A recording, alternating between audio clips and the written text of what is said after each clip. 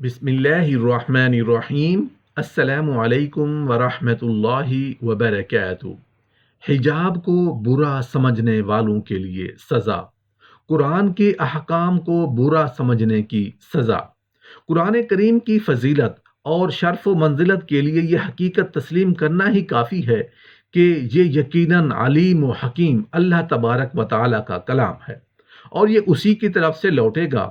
یہ قرآن کریم بلا شبہ اللہ تعالیٰ ہی نے نازل فرمایا ہے، اور حضرت جبرائیل علیہ السلام نے اسے اللہ تعالیٰ سے حاصل کیا، اور رسول اللہ صلی اللہ علیہ وآلہ وسلم کو منوعاً ٹھیک ایسا پہنچا دیا جس طرح انہوں نے اسے رب ذوالجلال سے حاصل کیا تھا۔ قرآن کریم بلا شبہ اللہ رب العالمین کا کلام ہے، مخلوق کا کلام نہیں ہے، اور یہ کلام اس ذات عالی کا کلام ہے جس کی مثل کوئی چیز نہیں۔ قرآن کریم کی اثر انگیزی ہی بڑی زبردست ہے۔ اگر اس کلام الہی کو پہاڑ پر نازل کر دیا جاتا تو وہ بھی لرز جاتے اور اللہ کے خوف سے ریزہ ریزہ ہو کر بکھر جاتے۔ امریکہ کی عیسائی گھرانے میں پیدا ہونے والی خاتون بیکی ہاپکنز اسلام لانے کے بعد جس جذبے سے سرشار ہو گئیں، اس کا اظہار انہوں نے درج ذیل الفاظ میں کیا: اگر میں دنیا کے سب سے اونچے پہاڑ پر چڑھ سکتی اور میری آواز ہر اس آدمی تک پہنچ سکتی جو اسلام سے بے خبر ہے، تو میں چلا چلا کر انہیں بتاتی کہ مجھے میرے سوالات کے جوابات قرآن سے مل گئے ہیں۔ اب میں جانتی ہوں سچائی کیا ہے۔ دنیا کا ہر شخص اس سچائی کے ملنے پر اگر 100 سال تک روزانہ 100 بار اللہ کا شکر ادا کرے تب بھی اس کا حق شکر ادا نہیں کر سکتا۔ قرآن کریم کے حوالے سے کوئی ایسی بات کہنا جو شریعت کا مطلوب اور منشا نہ ہو، یہ تفسیر بالرائے کی صورت ہے۔ سورہ حامیم السجدہ کی آیت نمبر 40 میں اللہ رب العزت کا فرمان ہے: جو لوگ ہماری آیتوں کا جان بوجھ کر ٹیڑھا مطلب نکالتے ہیں، وہم پر چھپے ہوئے نہیں ہیں، ان کا حال ہم کو معلوم ہے۔ بھلا جو کوئی دوزخ میں ڈالا جائے وہ بہتر ہے یا جو قیامت کے دن بے کٹکے امن سے آئے؟ لوگو، تم دنیا میں جو چاہو سو کر لو، وہ تمہارے کاموں کو دیکھ رہا ہے۔ قرآنی آیات کی منمانی تفسیر کرنے والے اللہ کے غضب میں مبتلا ہوں گے اور خدا کی آیتوں میں جھگڑے نکالتے ہیں کسی دلیل کے بغیر جو ان کے پاس آئی ہو۔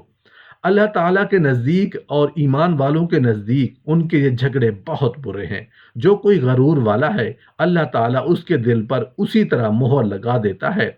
قرآن مجید کے اصل مدعا کو نظر انداز کر کے غلط معنی پہنانا، اسلاف کی تفسیر سے ہٹ کر نت نئے نکات پیدا کرنا، سیاق و سباق سے الگ کر کے آیات کا مفہوم لینا اور آیات کی من مانی تفسیر کرنا کفر ہے۔ حضرت ابو ہریرہ رضی اللہ عنہ سے روایت ہے کہ نبی کریم صلی اللہ علیہ وآلہ وسلم نے فرمایا: قرآن میں جھگڑا کرنا کفر ہے۔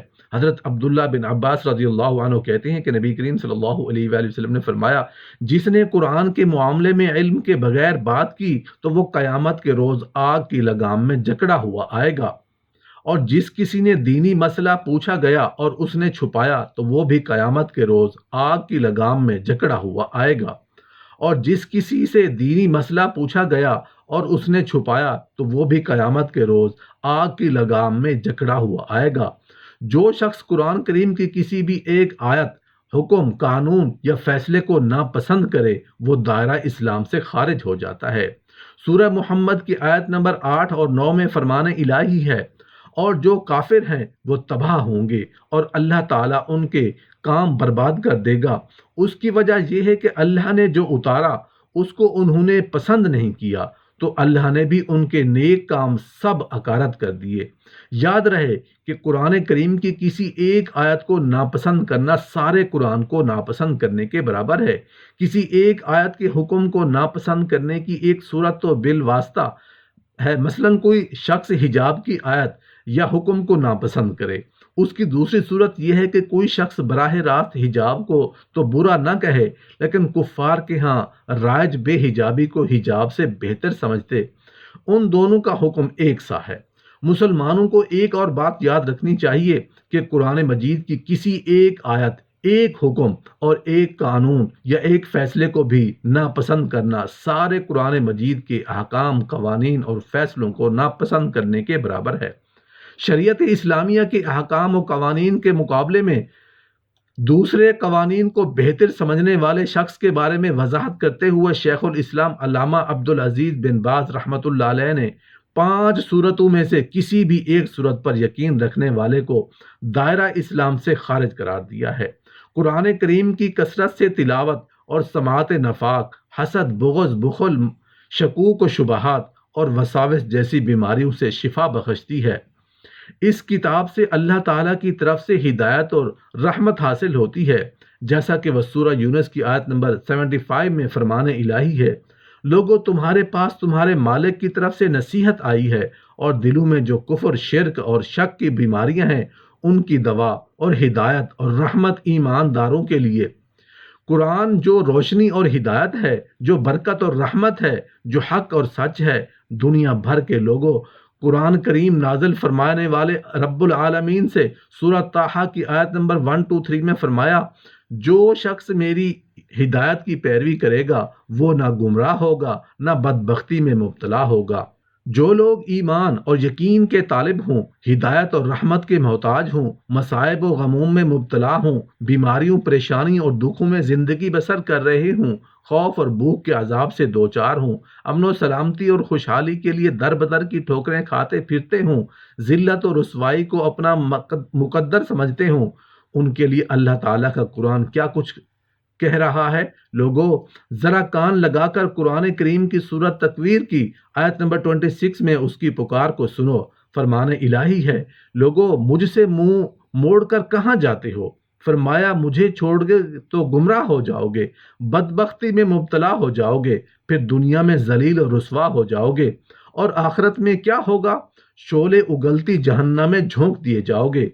تمہارے لیے اچھا یہی ہے کہ میری طرف پلٹ آؤ تاکہ تم پر رحم کیا جائے، جیسا کہ سورۃ الانعام کی آیت نمبر 155 میں ارشاد الہی ہے، اور یہ کتاب بھی ہم ہی نے اتاری ہے برکت والی، تو اس کی پیروی کرو اور اللہ سے ڈرو تاکہ تم پر مہربانی کی جائے۔ اللہ رب العالمین کے قرآن کی پکار ہے کہ میری طرف آؤ گے تو یقیناً برکت دیے جاؤ گے، یقیناً رحمت سے نوازے جاؤ گے، دنیا میں عزت اور افتخار پاؤ گے، اور آخرت میں نعمتوں بھری جنت میں داخل ہوں گے۔ قرآن کریم دنیا کی تمام الہامی کتب سے بڑھ کر عزت و شرف، عظمت و فضیلت والی کتاب ہے، جو خیر و برکت سے مالا مال ہے، ہدایت و حکمت سے لبریز، شک و شبہ سے بالا تر، حق و باطل میں فرق کرنے والی، جہالت کے اندھیروں سے نکال کر توحید کے نور سے منور کرنے والی، ایمان لانے والوں کو جنت کی بشارت دینے والی، انکار کرنے والوں کو جہنم سے ڈرانے والی، بنی نوع انسان کے لیے سب سے بڑی نعمت قرآن مجید اللہ سبحانہ و تعالی کا کلام ہے۔ جس رات میں اللہ کا یہ کلام نازل ہوا، اس رات میں اتنی فضیلت عطا فرمائی کہ اس رات کو عبادت 1000 مہینے یعنی 83 سال 4 ماہ کی عبادت سے افضل قرار دی گئی ہے۔ جیسا کہ سورہ قدر میں ارشاد الہی ہے، ہم نے اس قرآن کریم کو شب قدر میں نازل کرنا شروع کیا، اور تمہیں کیا معلوم کہ شب قدر کیا ہے؟ شب قدر 1000 مہینے سے بہتر ہے۔ قرآن کریم کی فضیلت میں اگر صرف یہی ایک آیت نازل کی گئی ہوتی تب بھی قرآن مجید کی عظمت اور فضیلت کے لیے کافی تھی، لیکن رسول اللہ صلی اللہ علیہ وآلہ وسلم نے قرآن کریم کے فضائل و برکات کے بارے میں جو احادیث مبارکہ ارشاد فرمائی ہیں وہ اتنی زیادہ ہیں کہ اس نعمت عظمیٰ کا شکر ادا کرنے کے لیے امت محمدیہ صلی اللہ علیہ وآلہ وسلم کا ہر فرد اگر ساری زندگی اللہ کے حضور سجدے میں گرا دے تو تب بھی اس کا شکر ادا نہیں کر سکتا۔ جو شخص یہ سمجھتا ہے کہ انسانوں کے وضع کردہ قوانین اور نظام حیات اسلامی شریعت سے بہتر ہیں یا ان کے برابر ہیں یا ان کے مطابق فیصلے قبول کرنے چاہیے، تو وہ دائرہ اسلام سے خارج ہو جاتا ہے۔